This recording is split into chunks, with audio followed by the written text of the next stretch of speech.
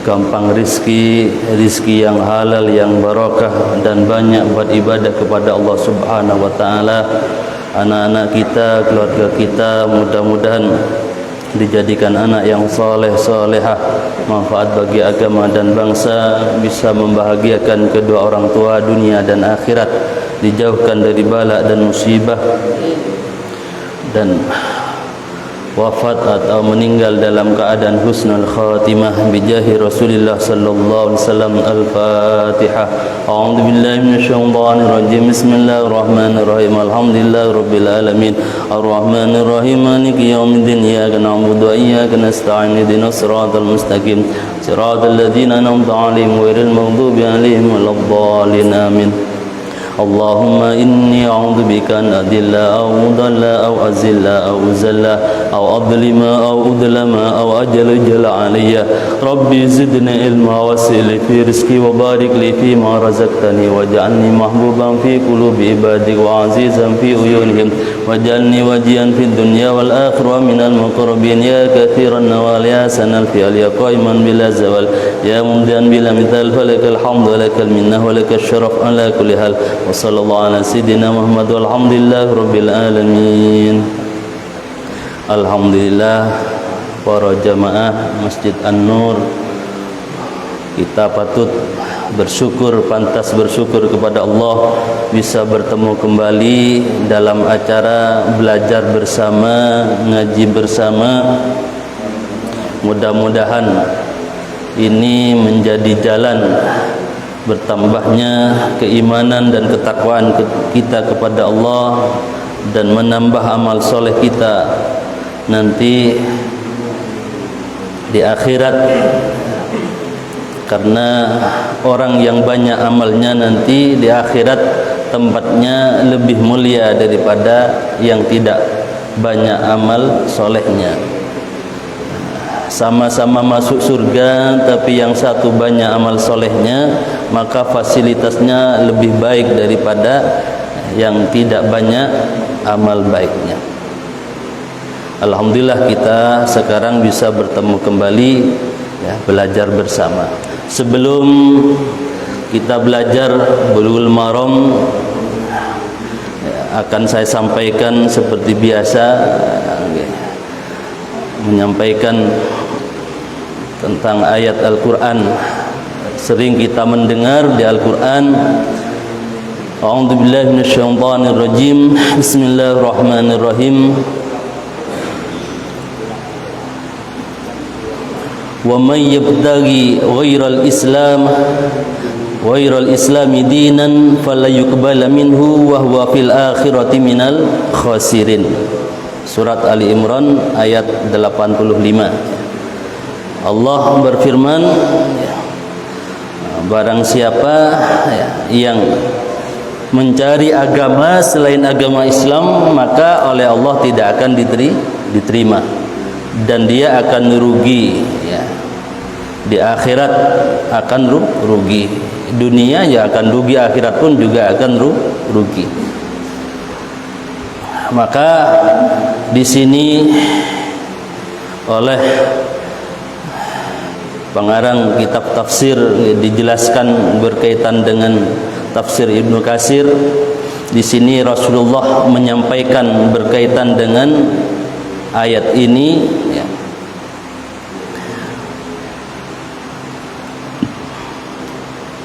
Kama qala an-nabi fil hadis sahih, Rasulullah menyampaikan, man amila amalan laisa alaihi amruna fahuwa raddun. Barang siapa yang beramal laisa alaihi amruna, bukan ajaran Rasulullah, bukan yang dibawa oleh Rasulullah, maka ditolak, ya, ditolak. Yaitu man salaka tariqan siwa ma syara Allah falyuqbal minhu. Jalan syariat selain syariatnya Allah ditolak semuanya. Yang diterima yaitu hanya Islam, ya. Karena terakhir adalah nabinya Nabi Muhammad. Selain agama Islam, ya, ditolak. Maka berkaitan ini Suatu saat diceritakan dalam hadis an Abdullah bin Sabit, qala jaa Umar, Sayyidina Umar datang kepada Nabi. Faqala, Sayyidina Umar berkata, ya Rasulullah, inni maratu bi akhili Yahudi min Quraidah. Ya Rasulullah, ya, saya bertemu dengan saudara orang Yahudi dari Bani Quraidah. Kemudian faqataba li jawami minat Taurah. Kemudian dia nulis suatu kalimat, suatu tulisan, ya, dari kitab Taurat, ya, diberikan kepada Sayyidina Umar. Kemudian Sayyidina Umar menyampaikan, apakah saya perlihatkan ke panjenengan ya Rasulullah? Kemudian wajhu Rasulullah sallallahu alaihi wasallam, wajah Rasulullah berubah. Wajah Rasulullah napa? Berubah. Menunjukkan Rasulullah tidak senang. Ya. Kemudian qala Abdullah bin Sabit berkata, qultu lahu, Abdullah bin Sabit berkata kepada Sayyidina Umar, ala tarama biwajhi Rasulillah sallallahu alaihi wasallam. Umar, kau tidak melihat wajah Rasulullah itu berubah ketika engkau menyampaikan seperti itu? Faqala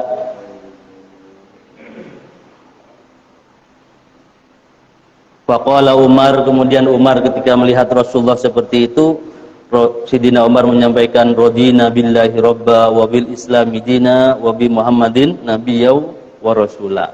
Akhirnya Sayyidina Umar menyampaikan, saya ridho ikhlas menyembah Allah dengan Islam agamaku, Nabi Muhammad utusanku.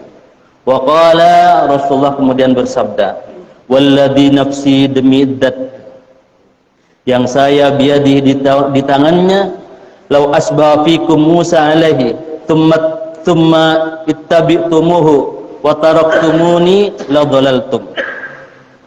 Rasulullah menyampaikan, demi zat yang saya ada di tangannya, umpama pagi-pagi ini di antara kalian ada Nabi Musa, kemudian kalian semua mengikutinya, meninggalkan saya, wa taraktumuni fadhalaltum.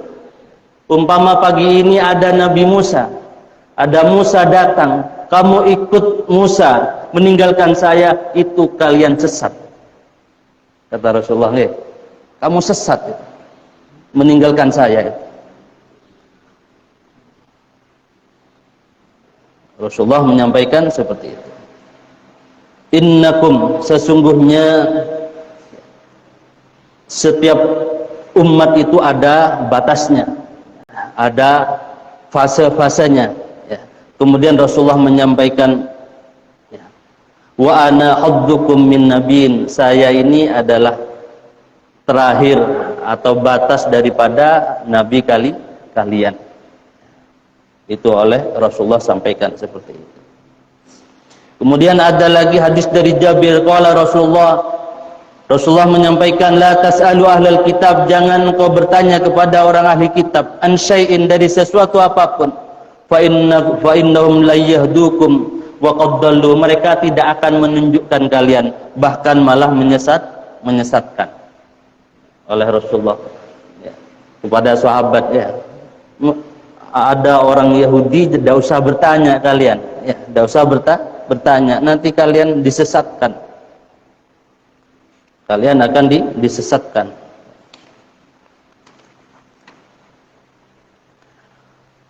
Wa innakum imma an tusaddiqu bil batil, kadang mereka membenarkan perkara yang salah dan kadang membohongi atau berbohong dengan perkara yang benar.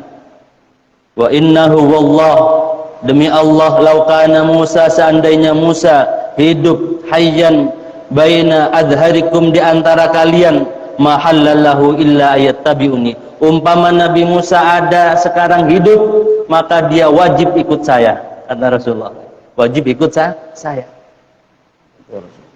wajib ikut saya. Di sebagian hadis juga, laukana Musa wa Isa, umpama Nabi Musa, Nabi Isa, ina lamma wasamiha illa ittibai. Umpama Nabi Musa, Nabi Isa ada itu tetap harus ikut saya. Itu kata Rasulullah. Maka kita tidak boleh sampai ragu-ragu tentang agama Islam. Tidak boleh ragu. Tidak boleh ragu tentang agama Islam. Bahwa yang terakhir inilah agama yang sempurna, menyempurnakan agama-agama yang lalu. Itu keterangan daripada ayat yang biasa kita dengar, wa may yabtaghi ghairal islam dinan falyuqbal minhu wa huwa fil akhirati minal khasirin. Oke, masih ada cerita sebenarnya, tapi apa kita lanjut ke Bulughul Maram nggih. Mudah-mudahan manfaat nggih, menambah keimanan dan ketakwaan kita kepada Allah. Umpama semua nabi selain Nabi Muhammad datang sekarang, tetap harus semuanya napa umpama nggih ikut Nabi Muhammad di terakhir ini. Pun itu keterangan tentang ayat wa may yabtaghi ghairal islam dinan. Bismillahirrahmanirrahim. Sekarang babul wudu, bab tentang wudu.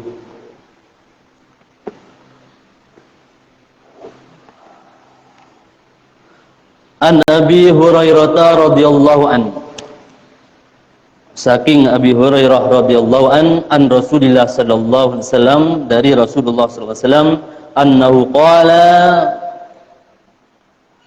Rasulullah sallallahu alaihi wasallam bersabda, laula an asyqa ala ummati la amartuhum bisiwak ma'a kulli wudu'in, akhrajahu Malikun wa Ahmad wa Nasa'i wa Sahu Ibnu Huzaimah wa dzakarahu al-Bukhari ta'liqan.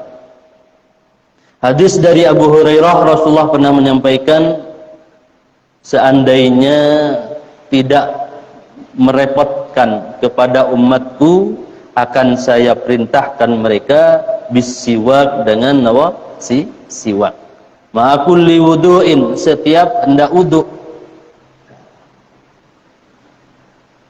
Ini bagian daripada amalan-amalan yang dicintai oleh Rasulullah. Tapi di sini Rasulullah tidak ada pemaksaan. Yahrus ar-rasul ala adami taklif. Di sini Rasulullah tidak memaksa. Bi ummati khaufan min annahum la yastati'una ma ya'muru bihi. Rasulullah tidak memaksa, khawatir umatnya kita ini tidak bisa melakukan. Sehingga di sini oleh Rasulullah, seandainya tidak merepotkan, maka akan saya wajibkan itu oleh Rasulullah. Maka ini adalah rahimah ummatahu, bagian daripada kasih sayang Rasulullah kepada umatnya. Inda kulli falam ya'murhum bisiwak, tidak diperintah untuk bersiwak setiap wudu. Tapi kita mungkin sudah paham bahwa keutamaan daripada siwak itu luar biasa. Di antaranya yang jelas adalah membersihkan daripada mulut, ya. Min izalati taghayyuril fammi, ya. Jadi membersihkan daripada mulut kita. Wa huwa fi akmali adidharan li syarafil ibadah wa takriman. Kemudian kita dianjurkan, ya, ketika mau ibadah, ya, ketika hendak wudu, hendak salat, membaca Al-Quran, bangun tidur, terutama bangun tidur, kita bersihkan. Ketika hendak salat, mau ngaji, karena apa? Setiap apa yang kita sampaikan, setiap apa yang kita ucapkan itu ada malaikat di samping kita yang mencatat amal daripada kita. Umpama kita melihat, ya, ada malaikat nyatat, kemudian kita tidak sikatan sampai 3 hari, 2 hari, tidak kasihan.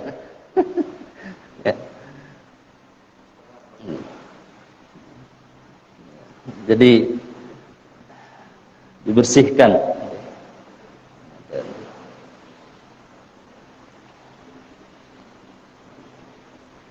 Karena keutamaannya luar biasa, banyak sekali. Di sini lebih dari 100 keutamaan daripada siwak. Minal masyaqqah lianna Rasulullah SAW kana yara hadzal amru somban ala ummatihi. Ini Rasulullah melihat ini agak sulit dilakukan kalau diwajibkan, maka oleh Rasulullah tidak diwajibkan. Tapi di sini dijelaskan untuk siwaknya, umpama jenengan punya kayu arok itu. Di sini yang tidak kering, karena kalau kering itu bahaya, nanti akan melukai pada gusi. Dan juga tidak basah. Kalau basah nanti tidak hilang kotoran yang ada dalam mulut. Kalau tidak punya kayu arok, ya sikatan pasta gigi.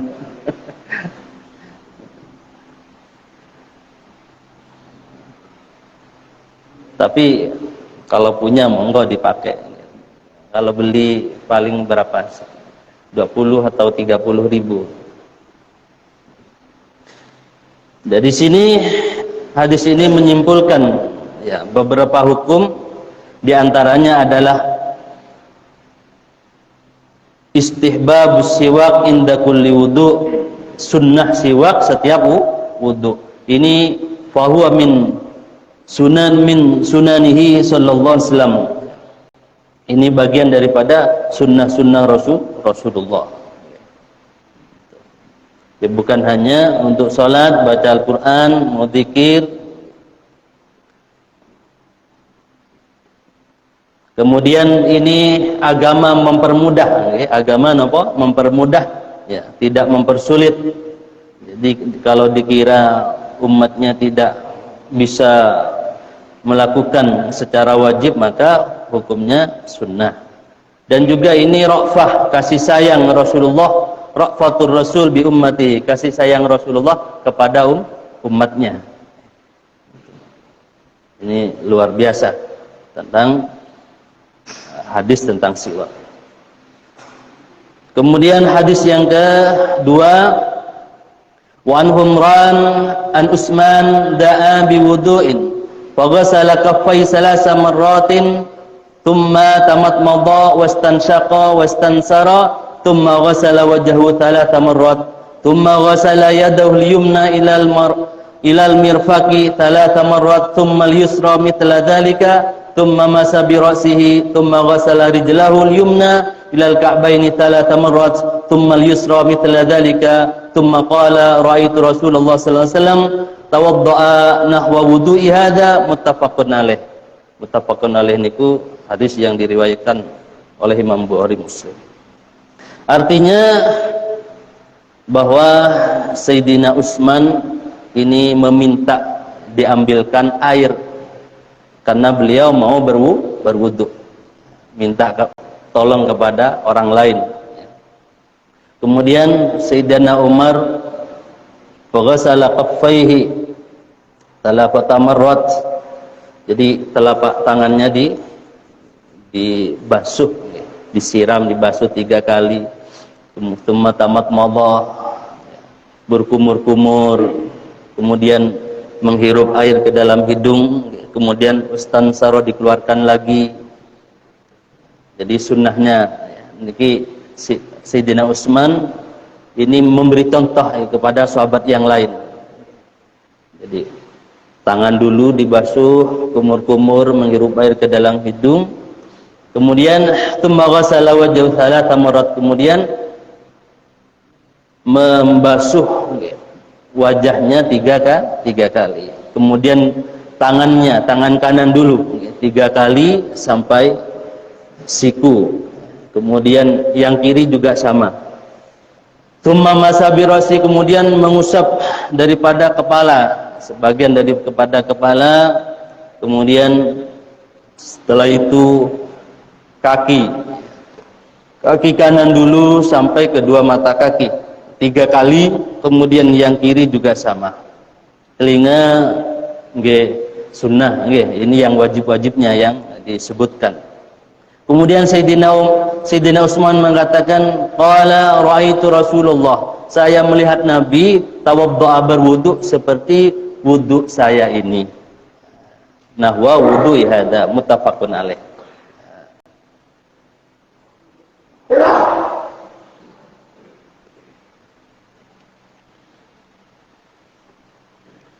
Ini adalah taklim, ini adalah pembelajaran dan tatbik praktek ya, daripada Sayyidina Utsman. Ya, Sayyidina Utsman memberikan contoh, ya. Karena contoh itu lebih utama ya, daripada ucapan atau lisan. Ya. Daripada omongan lebih baik napa? Contoh. Lebih baik contoh.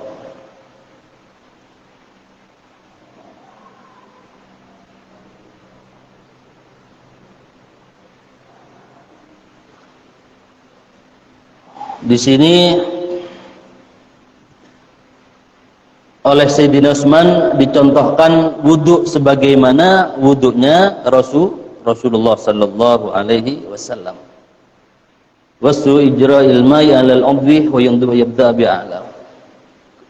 Ini ada keterangan, jadi kalau wajah nggih dari atas ya, dari atas nyiramnya itu dari atas nggih. Ayyabda bi'ala, dari atas dulu. Kemudian diambil dengan, kalau udah ada cibuk pakai tangan atau langsung keran ngalir nggih boten napa-napa.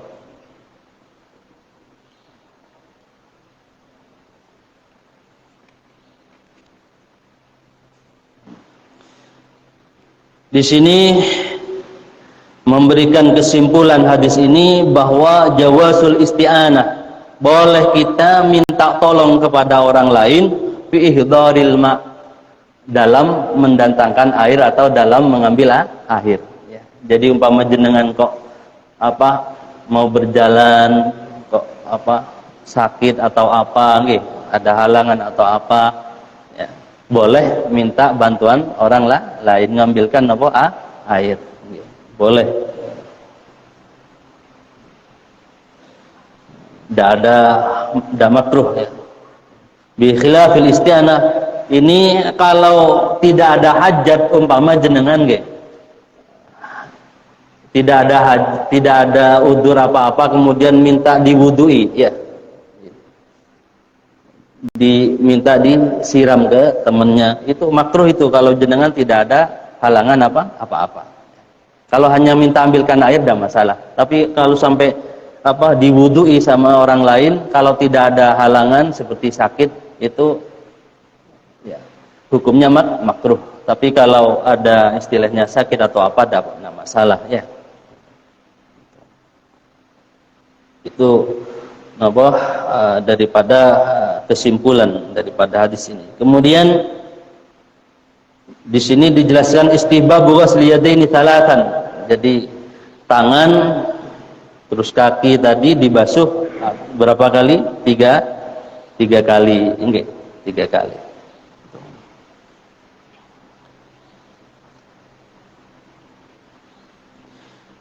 Wal jumhur ala annahu sunnah laisa biwajibin. Mayoritas ulama untuk 3 kali itu hukumnya sunnah, enggak? Tidak mewajibkan.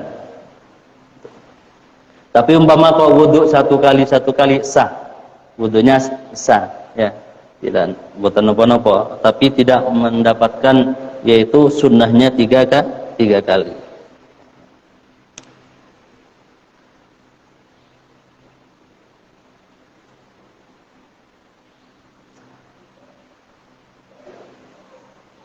Membasuh mashur ra'si ya, membasuh kepala atau sebagian dari kepala, yakfi mashu ba'dir ra'si aw la budda min ta'mim. Wa dzaba ila wujud ta'mim Malik wa Ahmad. Menurut Imam Malik dan Imam Ahmad, wajib membasuh kepala ini dengan sempurna. Dengan apa? Sempurna. Sempurna itu jadi Kalau ngambil air bisa dari depan nggih, langsung ke belakang. Dari depan ke belakang, ke depan lagi. Ambil lagi sampai 3 kali. Itu sempurnanya nggih. Kalau ini kan sebagian ngambil air, kan sebagian nggih, mengusap. Imam Malik, Imam Ahmad mengambil yang sempurna. Kalau Imam Syafi'i ya, sehelai rambut pun boleh. Yes. Yaitu sebagian kepala. Ya. Kemudian meskipun sehelai rambut, 3 rambut itu boleh. Ya. Sebagian daripada kepala. Menurut Imam Syafi'i. Monggo yang terserah jenengan. Ya. Ya. Ikut di hadis seperti itu. Kemudian berkaitan tartib, berurutan. Wa wajibu Syafi'i, Imam Syafi'i wa Ahmad itu wajib. Tapi menurut Imam Malik wa Abu Hanifah sunnah. Jadi Imam Malik, Imam Abu Hanifah tartib dalam wudu, niat, kemudian wajah, tangan, bagian kepala, kaki, bagian kepala, telinga, kaki. Itu hukumnya napa? Kalau Imam Syafi'i, Imam Ahmad wajib. Imam Abu Hanifah, Imam Malik itu sunnah. Karena umpama kita punya saudara baru masuk Islam, kadang wudhunya kan kocar-kacir istilahnya. Maksudnya kocar-kacir ini tidak tertib, Jadi umpama kok jenengan melihat ada orang baru masuk Islam, atau ada orang memang orang awam, orang tidak ngerti kok wuduknya pertama yang dibasuh kaki, setelah niat kaki, kemudian tangan, wajah, terakhir sebagian kepala. Jangan, saranku loh, jangan langsung ditegur di tempat, nanti bisa-bisa ada balik lagi ke masjid. Ya, ya, kapan diajak ngobrol atau diajak ngaji disampaikan. Namanya orang belum ngerti, umpama wudhunya tidak tertib, umpama, Jadi di antara 4 madhab ini ada yang mengambil sunnah, ada yang mengambil wajib. Jadi agama ini tidak kaku, tidak kaku. Jadi kita tidak boleh kaku dengan orang lain. Ya, kita harus meniru Rasulullah, ra'fah, kasih sayang, dahulukan kasih sayang dengan orang lain. Namanya orang tidak tahu, namanya orang tidak tahu. Jangan kita memusuhi orang yang tidak tahu. Namanya orang tidak tahu. Disalahkan ya udah gelem ya. Namanya tidak tahu, ya, kecuali sudah tahu ya gelem disalahkan. Udah tahu. Jadi jangan kita gampang-gampang menyalahkan orang yang memang benar-benar tidak tahu.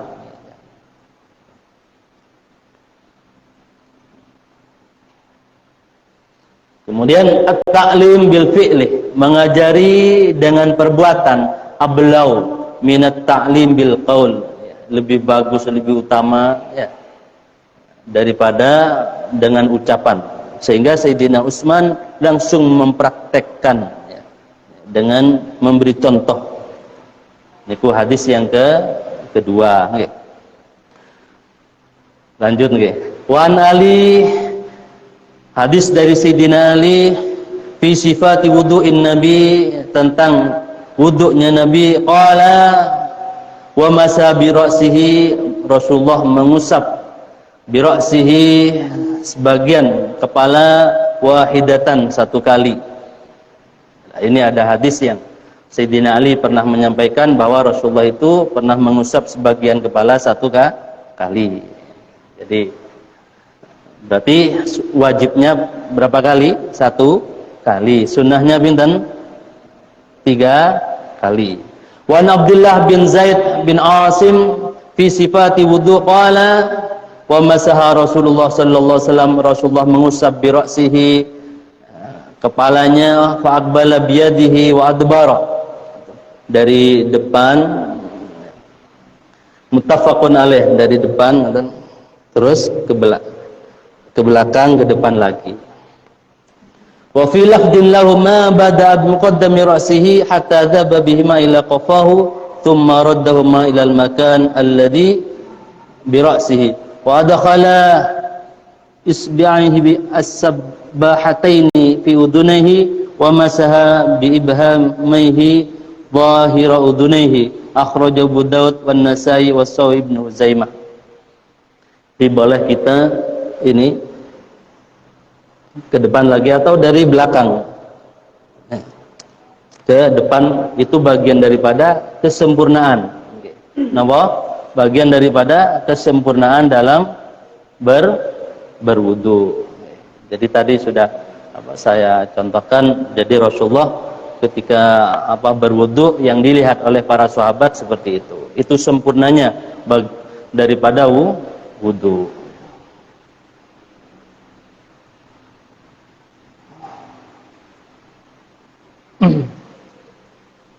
Wa Nabi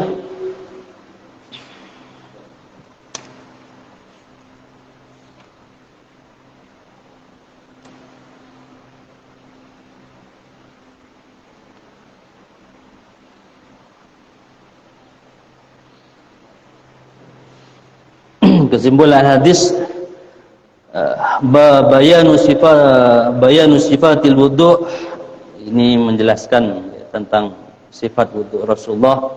Mayoritas ulama ala annahu, untuk telinga ini mayoritas ulama menghukumi sunnah. Wa qala Imam Ahmad innal udhunin marosi fayumsihani ma wujubat. Ini menurut Imam Ahmad, telinga ini wajib. Liqauli sallallahu alaihi wasallam, karena ada dawuh Rasulullah, al-udhun min ar-ra'si. Telinga bagian daripada kepala. Rawahu Ibnu Majah. Tapi mayoritas ulama sunnah. Kalau kita wudu, insyaallah telinga pasti kita bersihkan. Pasti kita bersihkan.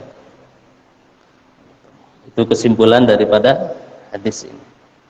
Yang hadis terakhir, wa anhu dari Abi Hurairah.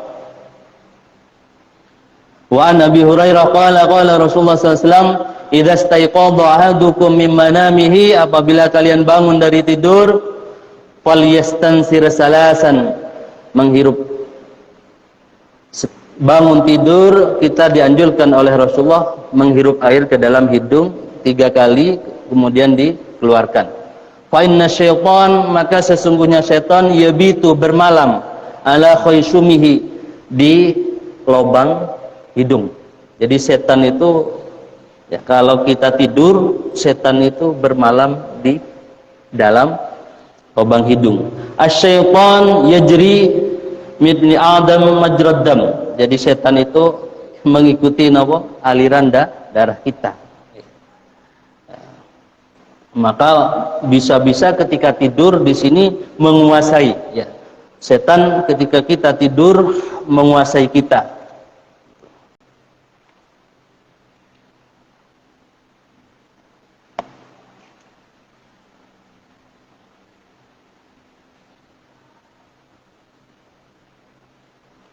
Jadi apalagi ketika bangun tidur, maka namanya orang tidur, gangguannya setan.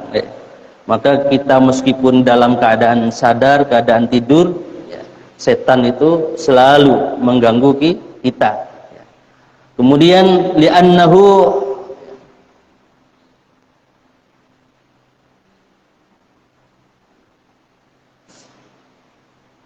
hidung ini manfaat lil qalbi, adalah saluran daripada ke hati. Kemudian tidak ada pintunya, tidak ada tutupnya, kal udhunaini. Maka hidung ini tidak ada tutupnya, sama dengan telinga. Jadi setan bisa keluar masuk. Walihadza kana al-am, oleh karena itu hidung ini adalah maq'ad syaitan, tempatnya setan.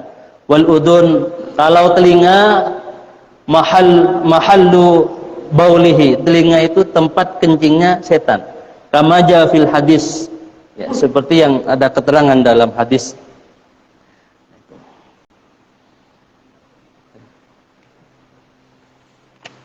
Jadi karena hidung ini tempatnya kotoran, setan itu senang di tempat-tempat yang kotor. Setan itu senang apa? Di tempat yang kotor. Hidung tempatnya setan, kalau kencing setan itu di telinga. Makanya kadang kita ada adan, kalau telinga kita sudah penuh dengan kencingnya setan, ya, meskipun adan ya musola atau masjid di samping rumah kita, kita tidak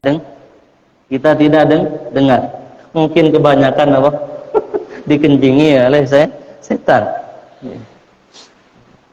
Makanya dianjurkan bangun tidur oleh Rasulullah untuk menghirup air ke dalam hidung. Kesimpulan hadis ini adalah disyariatkan ya, sunnah bangun daripada tidur untuk menghirup air ke dalam hidung. Mayoritas ulama memberi keterangan hukumnya sunnah. Niku diantara keterangan hadis yang terakhir saya baca. Jadi kesimpulannya dari hadis pertama tadi bahwa siwak itu hukumnya sunnah. Hukumnya apa? Sunnah. Usahakan umpama bisa kita setiap melakukan ibadah monggo dipersilahkan untuk siwak. Kemudian contoh daripada wudhu Sayyidina Utsman itu contoh daripada Rasulullah dengan 3 kali. Tapi umpama 1 kali itu sudah cukup. Kemudian mengusap sebagian kepala. Nah, ini boleh. Sayyidina Ali pernah menceritakan bahwa Rasulullah pernah mengusap satu kali. Kemudian untuk cara mengusapnya Rasulullah juga memberi contoh ya, dari depan ke belakang, ke depan lagi, atau dari belakang ke depan, ke belakang lagi. Kemudian telinga kita disunahkan jadi yang jari-jari ini di dalam di bagian dalam, kemudian jempol ini di luar jadi diputar ke atas ke bawah lagi. Jadi yang jari-jari seperti ini. Ini contohnya Rasulullah SAW ya. Untuk telinga ya. Telinga meskipun sunnah ya, kita tetap karena menjaga kebersihan telinga penting. Itu luar biasa Islam menjaga. Kemudian juga berkaitan dengan tadi dari pertama kumur-kumur oleh Rasulullah, bukan kumur-kumur, menghirup air ke dalam hidung setiap kita bangun, oleh Rasulullah dianjurkan menghirup air ke dalam hidung. Tapi jangan lupa setiap habis bangun nanti ada hadisnya kita wajib, bukan wajib disunahkan membasuh kedua tangan dulu sebelum memegang apapun ya. Bangun tidur cuci tangan dulu, mungkin setelah itu mau menghirup air ke dalam hidung, mau minum, maka bangun tidur disunahkan ya. Karena ketika tidur oleh Rasulullah di hadis di sini nanti dijelaskan, kita tidak tahu tangan ini kemana kan, kadang waktu sebelum tidur kukunya bersih ya, bangun tidur kukunya kotor. Kenapa? Karena garu-garu kadang, namanya tidur kan tidak tahu tangan kita kemana. Sampai ke Jakarta, sampai ke Bandung, garu-garu. ya, sampai ke tempat-tempat tubuh kita yang kotor. Itu yang bisa kami sampaikan. Mungkin ada yang mau ditanyakan, monggo.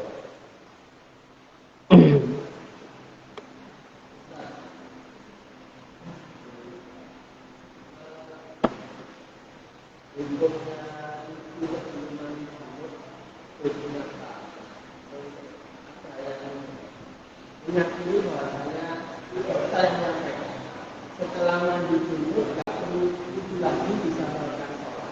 Itu benar apa harus wudhu lagi atau nggak perlu wudhu karena kita Oke.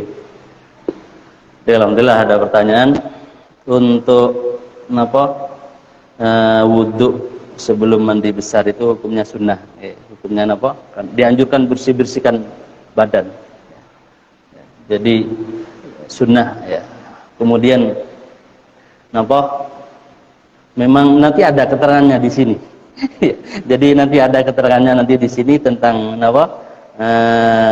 Apakah mandi itu sudah cukup? Memang ada nanti sebagian ulama yang menyampaikan itu sudah cukup karena kan mandi besar, yang kecil sudah selesai ya. Jadi karena hadas mandi menghilangkan hadas besar, jadi hadas yang kecil ikut sudah. Nah, itu diantaranya nanti insya Allah ke depan juga akan dibahas. Tapi yang jelas yang saya jawab insya Allah untuk hadas kecil sudah tercukupi ketika mandi besar. Itu sebagian ulama sudah mengambil cukup seperti itu. Betul nggak? Monggo yang lain.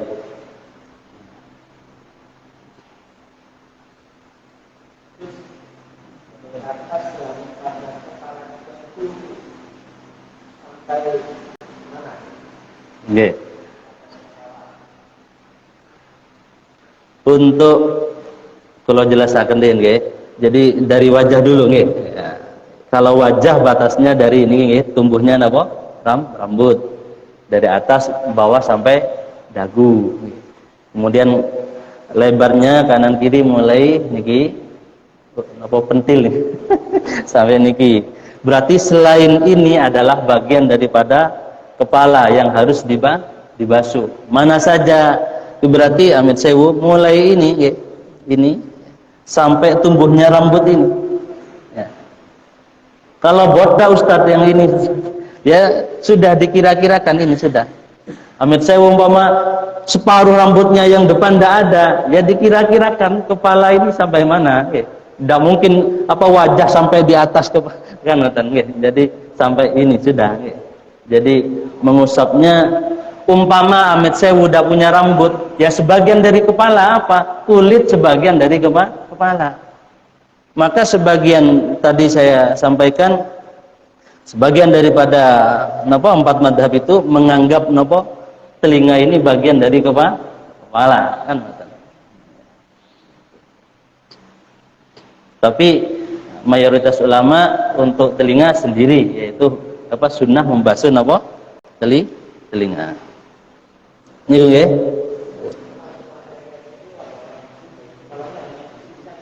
Napa? Boleh. Nggih, boleh saja. Yang penting yang tidak boleh itu leher nggih. Kalau kepala dari belakang boleh, tapi kalau leher tidak boleh. Yang masuk kepala yang ditumbuhi rambut nggih. Kalau rambutnya ada ya dikira-kirakan nggih. Kan sakit ngira-ngirakan. Tapi ojo aneh-aneh. Ya, jangan cari yang sulit-sulit. Wis jelas amit sewu kepalanya di sini ya sini aja ya. Nanti mana tumbuh rambut saya si repot.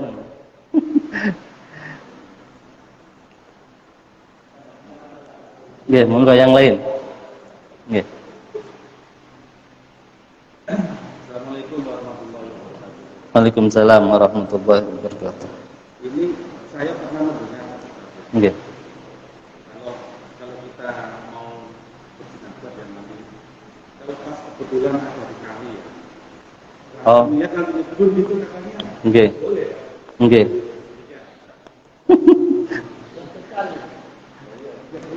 Nggih. Boleh. Jadi ada kolam. Amit saya ada kolam nggih. Ada kolam. Nggih. Atau sungai biasa kita yang di kampung umpama nggih. Mandi junub niat langsung nyemplung. Masuk ke dalam air, kemudian keluar itu dianggap sudah cukup. Ya. Karena semua yang kelihatan ya ketika kita masuk ke dalam sungai atau kolam, semua yang kelihatan tubuh kita itu insya Allah sudah kena air semua. Ya, yang wajib itu yang kelihatan oleh mata, baik yang di telinga atau yang hidung, itu yang wajib kena air ketika kita mandi itu yang kelihatan oleh pandangan. Ya. Kalau di dalam itu tidak wajib ya, tapi kita kan tidak enak kadang kalau udah dimasukkan gini. Ya. Ya. Jadi nyemplung ke kolam atau sungai dengan niat seperti itu sudah cukup. Karena semua anggota tubuh yang kelihatan oleh mata itu sudah insya Allah sudah basah. Kecuali pakai telinganya pakai penutup lah, ini lain lagi nanti. Nggih, meskipun masuk ke dalam air, kalau kan ada pakai apa? Nah, ngoten nggih. Itu harus dilepas itu kalau memang tujuannya mandi besar. Ngoten nggih? Oke. Pun. Mudah-mudahan bermanfaat bagi kita semua. Amin Allahumma amin. Al-Fatihah. A'udzubillahi minasyaitonir rajim. Bismillah. Alhamdulillahirabbil alamin arrahmanir rahim maliki yaumiddin. Iyyaka na'budu wa iyyaka nasta'in shiratal mustaqim shiratal ladzina an'amta 'alaihim ghairil Bismillahirrahmanirrahim. Wal 'asri innal insana lafi khusrin illa alladzina amanu wa 'amilus solihati wa tawassaw bil haqqi wa tawassaw bis sabr. Subhanakallahumma wa bihamdika asyhadu an la ilaha illa anta astaghfiruka wa atubu ilaik. Assalamualaikum warahmatullahi wabarakatuh.